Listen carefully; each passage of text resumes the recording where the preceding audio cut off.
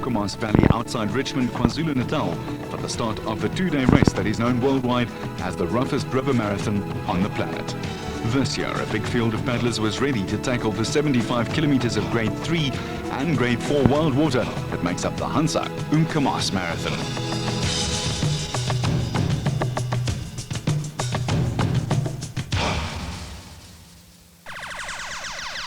At 6:15 on the morning of the race, the river was running at a moderately low 1.2 meters. 15 minutes later, it had risen to 2.5 meters, thanks to what can only be called a flash flood somewhere in the southern Drakensberg. This would be as extreme as river paddling gets, and it showed on the faces of the paddlers. Kayaks were packed with buoyancy, while the organizers delayed the start by an hour to give the water time to subside. It didn't. Why are you shaking? I don't know, it's fairly big, I'd say 2.2 meters. It's about as big as it gets, and they allow you to paddle this river. Big water takes courage, and keeping the nerves under control was a top priority. With radical conditions in store, the odds shortened on big water pros and Stott and Dion Bruss winning the race for the fourth time in succession. It should be quite fun. It's like I've been waiting for years for a river like this. I just hope we don't swim all the way down to the finish of day one, and if we do, I hope everyone else swims behind us.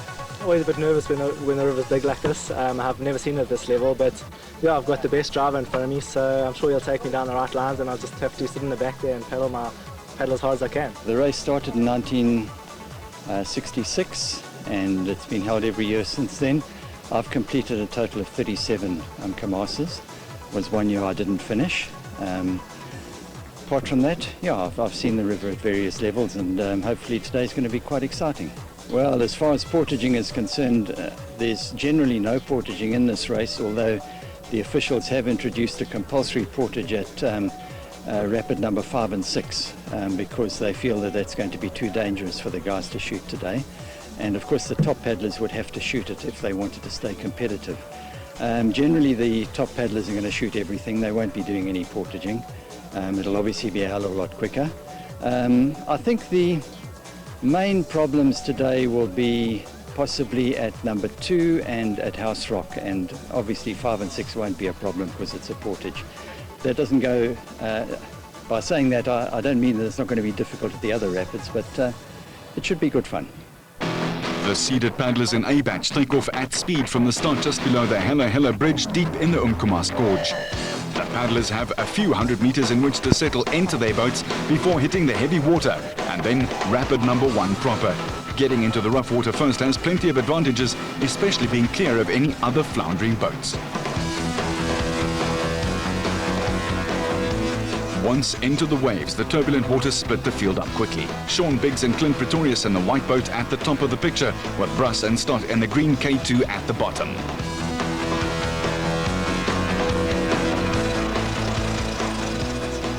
The full river means that paddlers can sneak down the river left to try and avoid the massive waves and holes in the center of the river. Biggs and Pretorius take the lead into the monster number 1 as Stott and Bruss battle with the heavy waters.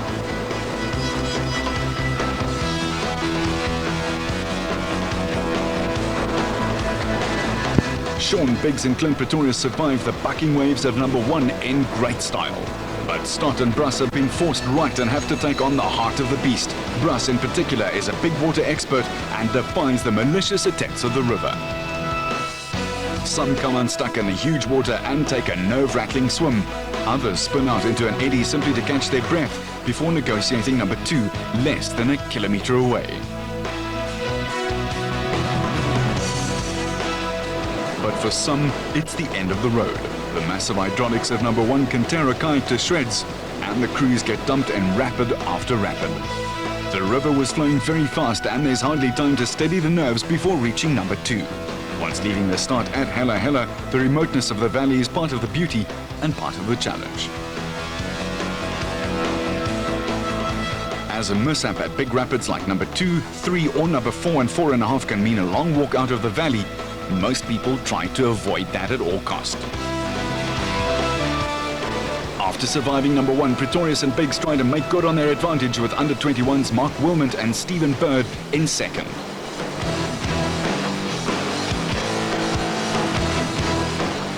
still, the water was intimidating and very scary.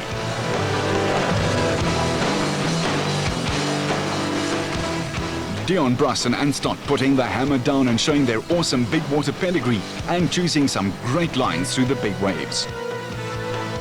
Bird and Wilmot were caught by Stott and Bruss but clung to third place aggressively as they excelled in the big water in a very stable boat.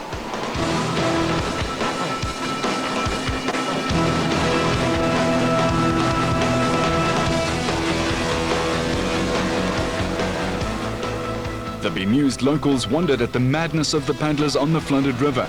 There's an art to keeping the boat moving through heavy water when wave after wave pounds the paddler's torso and slows the boat at every blow.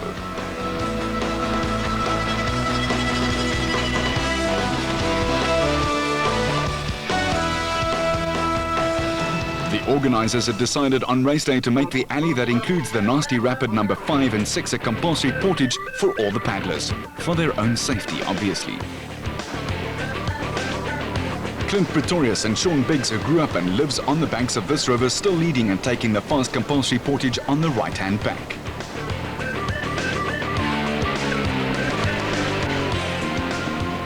But the defending champions Stott and Bruss were closing in, making up time in every rapid and on the calmer stretches in between.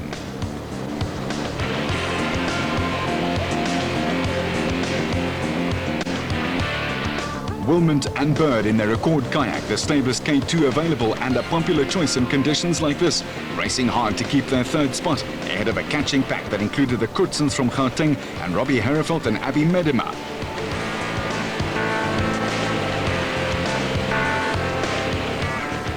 At this level, the river poses plenty of unexpected challenges. Some rapids flatten out, others become a lot nastier, like House Rock Rapid. Pretorius and Biggs take a great line to avoid the water.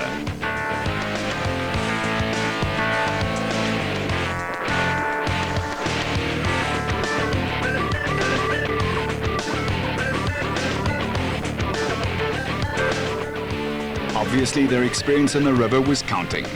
But Stott and Bruss hit some heavy water as they tried to sneak it left and almost spun out.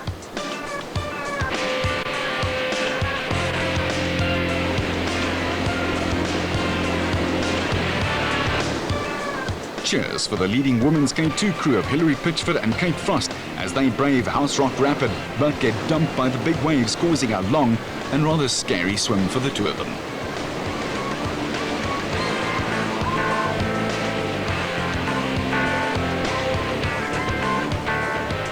You have to pick your lines absolutely perfectly.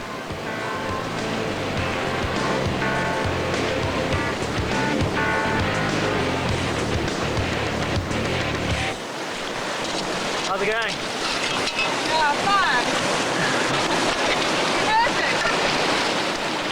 The portage around House Rock was clearly an option. Second-placed women Ellie James and Kirsten Oliver putting caution first. Below House Rock, the paddlers had big waves to deal with at number 7 and 8 as they exit the gorge. Below number 8 rapid, the river eases slightly, and here Bruss and Stott put down the hammer again and overtook Pretorius and Biggs shortly before the finish at Josephine's Bridge. With the level it is, we lost our time in going through one. The water just pushed us on a line that was totally unexpected, and we lost quite a bit of place there. And then with Sean and them, they're pedaling so fast and the water moving so fast, it's very difficult to catch anyone. And yeah, as soon as the rapids got a little smaller, we were able to close some of the ground, and we caught them about 20 minutes out. And yeah, just carried on going, and they dropped off the wave and paddled hard to the finish. Yeah, Dan always tries to make it more exciting for us and a bit harder, so he takes some lines that I could question a bit, but it makes the race more exciting, and yeah, we got here first, so yeah, I'm happy with our day. Pretorius and Biggs in second, Wilmot and Bird in third, and amazingly doozy queen Abby Medema partnering the Umko king of the 90s, Robbie Herreveld, in fourth place. Their bad swim at House Rock didn't cost Hilary Pitchford and Kate Frost their lead. We sat well, we paddled well, we combined very well together, and we clicked from the start. Had one swim, House Rock, a very long swim, and thanks to a lot of guys who helped out. But yeah, other than that, we had a clean run and it was brilliant. Yeah, we had combined very well together, and yeah, chuffed. Visiting Irishman Michael Morrissey was partnering Jonathan Thompson for his Umko debut. They had an epic first day. When you boys mean rapids, you boys mean rapids. They were big and bouncy. There was nothing short or nothing small about them at all. We cleared number 1, we cleared number 2, and at the end of number 2, we just got caught in a huge trough, and it was just too much for us, and we keeled over. There was a 100-metre swim from there on in, but when we got back in the boat, we knew we were able to hack the big stuff. Now, John. The cockpit was damaged. So we thought the best thing was to try and swim it down, because it was about halfway between number 8 and the finish. So we just swam it down. We got out just before the bridge because we got told there was a mean rapid afterwards. So we got out before the bridge and walked around through the sugarcane. But just before But he's a great swimmer. Just before number 8, we portaged number 4 and 5 and 6, but we cleared number 3 and 4 and number 7, and they were bloody big rapids. I mean, lads, I have to admire you for your race organisation, for the races you've won, because there's nothing easy about these races. They are extremely buoyant, extremely tough, lots of water, and you do enter at your own risk. And work on tomorrow, that's all I can say. And good luck to you. Day 1 belonged to Brass and Stott in a new record, half a minute clear of Pretorius and Biggs, with a great showing from the Gauteng Kutsen crew in 3rd place.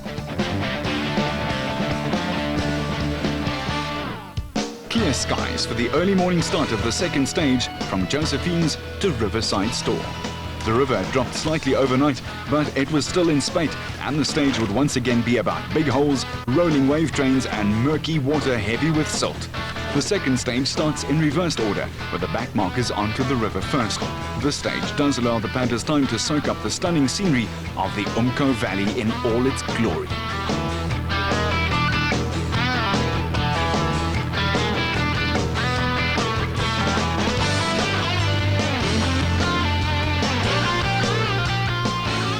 Stage 2 sees the river widen out and the gradient ease somewhat, but there are plenty of tough rapids like T-Junction, Captain Honks, the Ledgers and Riverside Store in weight, and at this level, plenty others that are nameless, but quite frankly, just as dangerous.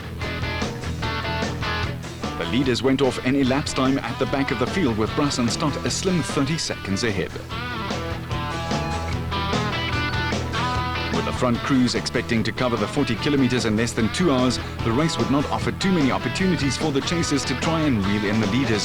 Several times Pretorius and Biggs made brave charges to try and close the deficit, but each time they were held off as Brass and Stott responded to keep them at bay. On a full river like this, 30 seconds means being out of sight most of the time.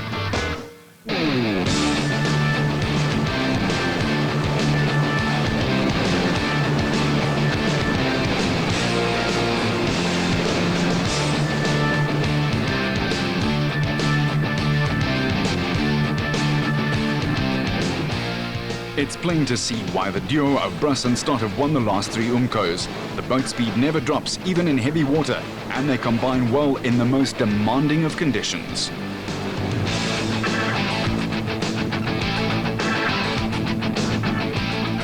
Biggs and Pretorius charged repeatedly, while behind them Wilmot and Bird were taken by Herefeld and Medema, and then Jacques Tron and Mike Harris.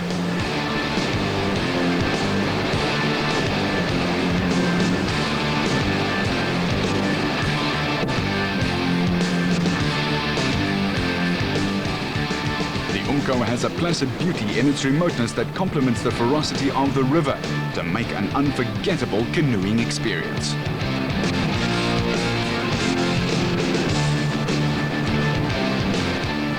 Towards the end, the leaders pick their way through the back markers. Pretorius and Biggs now resigned to 2nd place.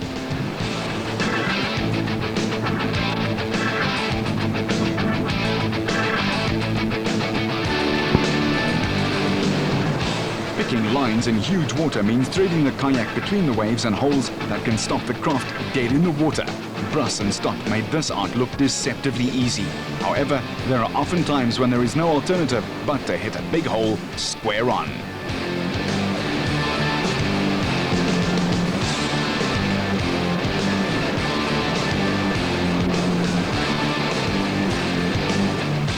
In the end, Brass and Stott pulled away in the final quarter to win by 2.5 minutes in a new race record time.